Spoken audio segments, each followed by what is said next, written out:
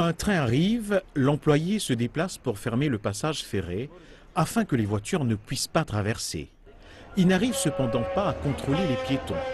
À la station centrale ferroviaire du Caire, la plus grande du pays, un autre train s'approche. Jusqu'à la dernière minute, les fourgonnettes traversent la voie ferrée et personne ne les arrête. Selon les chiffres officiels, l'Égypte a connu 1254 accidents ferroviaires l'année dernière. Le système de voie ferrée a beaucoup de problèmes en raison de la négligence depuis la dernière décennie. C'est maintenant un vieux système qui a besoin d'être rénové. Dans le passé, c'était le deuxième le plus grand et le meilleur réseau ferroviaire au monde après le Royaume-Uni. Maintenant, le réseau est classé 78e au monde. Khorshid est l'accident ferroviaire le plus meurtrier depuis que le président Al-Sisi est en poste. Le président égyptien a insisté sur le besoin de boucler l'enquête sur l'accident ferroviaire de Khorshid dans les meilleurs délais. Selon un communiqué émis par la présidence, l'enquête préliminaire a établi que la raison principale de cette collision pourrait être une négligence humaine. Et c'est principalement lié au fait que le système soit opéré entièrement de manière manuelle. Le ministre égyptien du Transport annonce que le pays a besoin de 2,5 milliards pour moderniser tout le réseau. Le coût des infrastructures et l'entretien de la voie ferrée sont très onéreux. Les équipements requis sont extrêmement chers et la majorité doit être importée. Les capacités du pays sont très limitées. On ne peut pas rénover le système en 2 ou 3 ans.